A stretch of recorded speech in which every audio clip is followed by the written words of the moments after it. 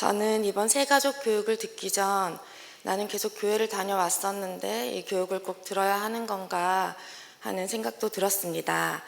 하지만 듣고 난 지금은 새가족 교육을 듣길 참 잘했다 하는 생각을 합니다. 모태신앙이었던 저는 주일이면 교회에 가는 것이 당연한 것이었고 싫던 좋던 의무적으로 주일을 지켰던 것 같습니다. 하나님을 믿는다고 하면서도 세상적인 유혹들을 좋아하며 주님의 자녀답지 않게 지내왔었습니다. 그렇게 주님과 세상의 것들을 왔다 갔다 하던 저의 신앙생활이 계속되던 중에 믿지 않는 남편을 만나게 되었고 결혼까지 하게 되었습니다. 믿지 않는 남편들은 결혼할 때 약속이나 한 것처럼 결혼하면 꼭 같이 교회에 다니겠다고 하던데 제 남편도 역시 그렇게 약속을 했었지만 말뿐이었습니다. 남편은 저와 다툴 때마다 교회 다니는 사람들은 남편 말로 하면 예수쟁이들은 이라고 하면서 진짜 이기적이다. 너 때문에 교회가 더 싫어진다. 라고 하며 교회를 또 교회에 다니는 저를 비판했습니다. 그럴 때마다 저는 사람이 다 완벽해서 교회에 가는 줄 아냐. 힘들고 부족하고 지친 사람들이 하나님 만나려고 가는 것이다. 이렇게 말하긴 했지만 스스로 참 부끄러웠습니다. 이런 일이 있으면 회개하고 기도하고 먼저 손을 내밀어야 하는데 지고 싶지 않은 마음에 절대 미안하다, 내 잘못이다 사과하지 않았습니다. 그럴수록 남편은 교회를 또 예수님을 더욱 싫어하게 되었고 제가 주일마다 예배에 가는 것도 탐탁지 않게 생각하였습니다. 아이들이 생기고 조금 컸을 때는 토요일이 되면 놀러 가거나 대구에 있는 시댁에 가서 자고 오는 일이 잦아졌습니다. 주일에 나는 교회 가서 놀러 갈 수 없다 이렇게 말하면 또 분명 싸움이 될 거라 아니까 자꾸 제 상황과 타협하고 놀러 간 지역의 교회를 찾아가며 이상한 안도감을 가지곤 했었습니다.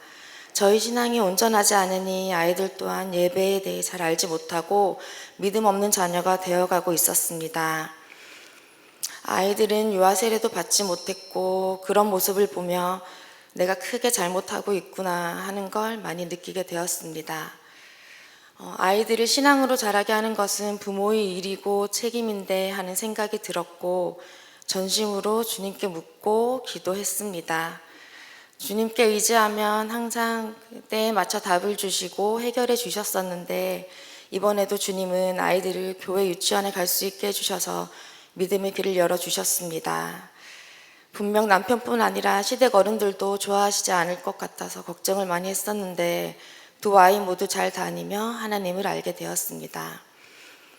가끔씩 엄마는 하나님 믿어? 나는 하나님 믿어 라고 하면서 유치원에서 배운 찬송을 부르는 걸 볼 때면 다시 한번 주님께 감사하고 또 감사했습니다.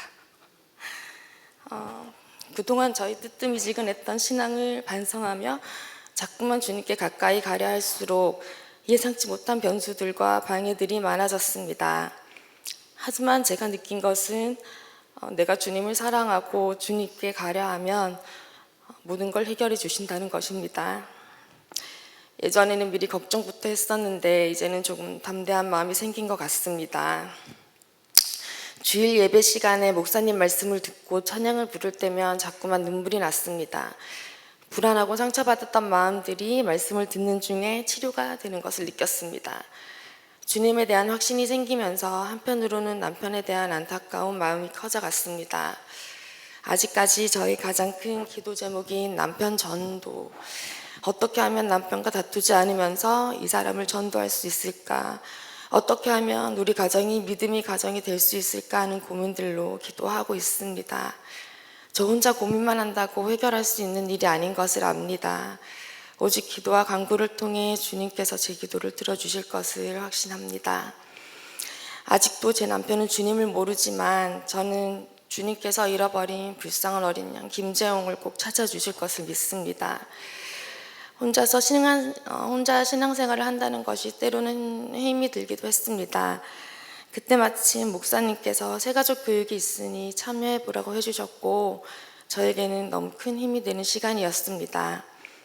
매주 화요일 성도 간 교제를 나누고 누구에게도 말하기 힘들었던 고민들, 신앙적인 문제들을 나누며 위로받았습니다.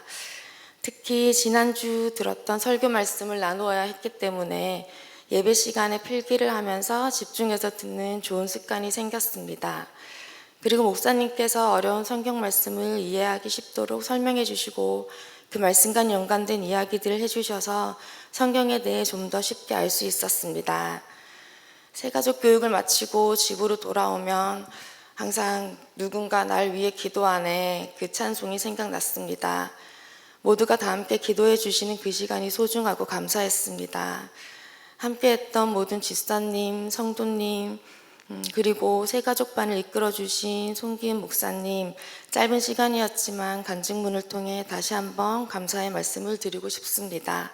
저도 누군가를 위해 기도하고 더욱 주님을 위해 힘쓰는 주님의 자녀가 되겠습니다. 감사합니다.